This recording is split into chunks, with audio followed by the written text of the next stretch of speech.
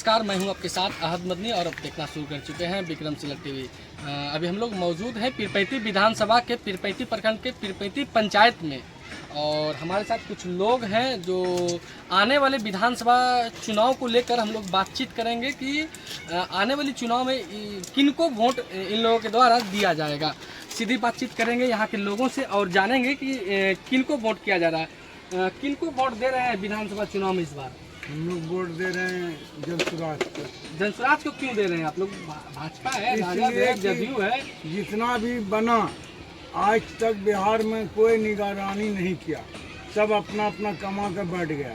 एक चांस इसको दिया जा रहा है और दे रहे हैं कि विश्वास है, वो बोला है, वादा किया है जनता से कि यहाँ पे हमने कोई कंपनी कोई फैक्ट्री खोलेंगे, स्कूल में जो है कुछ जो है क्वालिटी होगा, बच्चे लोग इधर से उधर भागते हैं उस पर जो है निगरानी रखेगा। और जो मजदूर लोग कमाने बाहर जाते हैं वो यहाँ अगर कोई कंपनी फैक्ट्री खोल दिया जाए तो बहुत अच्छी और बहुत खुशी की बात है। लेकिन वो बोला है और हम लोग विश्वास पे उसको वोट देने के लिए जा रहे हैं।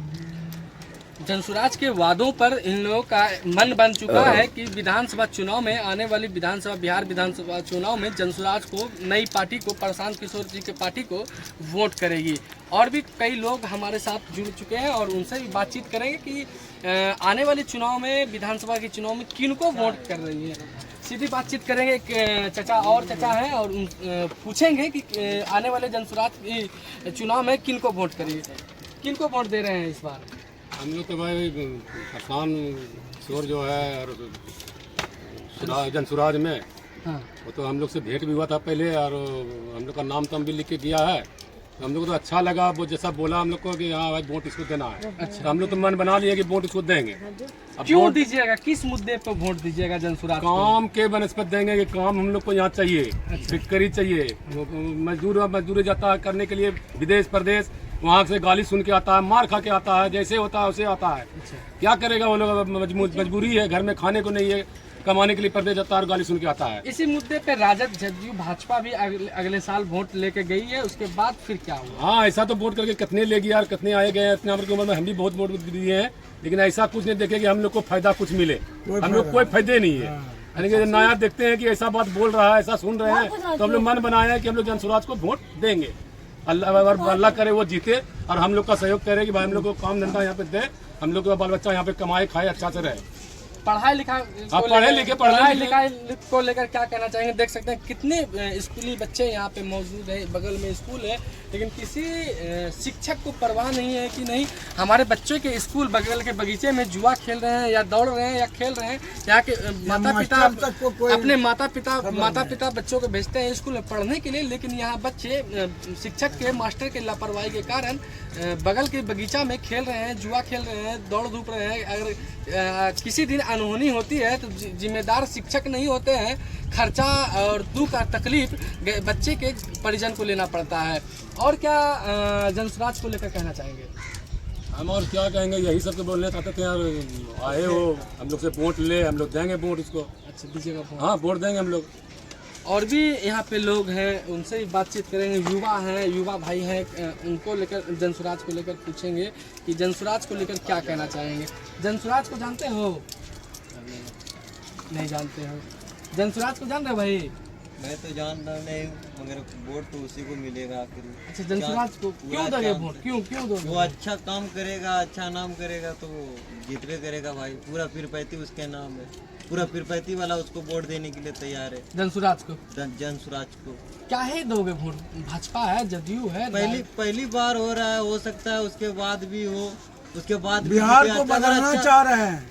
बिहार को बदलना चाह रहे हैं। जनसुराज एक वादा करती है, 11 अप्रैल को एक बदलाव रैली भी की थी, जिसको लेकर विपक्ष कई तरह के दावा कर रहे हैं। लेकिन इस वीडियो को देखने के बाद आपको लगता होगा कि नहीं, जनसुराज एक सही और सटीक मुद्दे पे काम कर रही है और लोगों तक पहुंच रही है। हमारे साथ सोनू जी हैं और सोनू जी से खास बातचीत करेंगे कि जनसुराज को लेकर क्या कहना चाहेंगे। ये मुख्य प्रवक्ता के रूप में पीरपैंती प्रखंड में काम कर रहे हैं और लोगों तक पहुँच रहे हैं। जनसुराज को लेकर क्या कहना चाहेंगे?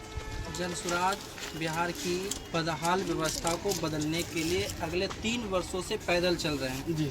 जो उनके सूत्रधार प्रशांत किशोर जी है, उनका मैं बहुत बहुत शुक्रिया अदा करना चाहूँगा कि उनको बिहार की जो बदहाल स्थिति को उन्होंने देखा और इस व्यवस्था को बदलने के लिए उन्होंने अपना योगदान दिया कि बिहार में किसी तरह से व्यवस्था परिवर्तन हो, बिहार के लोग मजबूर नहीं हो, मजदूरी के नाम पे जो उसको ठगा जा रहा है उससे वो मुक्ति पाए। जो देख रहे हैं शिक्षा व्यवस्था को सामने एक बार दिखा सकते हैं, ये इन लोगों को बच्चा का पढ़ने का उम्र है और यहाँ बगल में स्कूल है, स्कूल के बगल में एक आम का बगीचा है, वहाँ पे सारे लोग खेल रहे हैं, बगल में विद्यालय में पढ़ाई हो रहा है। ये पढ़ाई की जो जर्जर व्यवस्था है, इस जर्जर व्यवस्था से छुटकारा पाने का जो मुहिम चलाया जा रहा है प्रशांत किशोर, युवा को लेकर क्या कहना चाहेंगे? युवा को लेकर बिहार में क्या बदलाव होगी?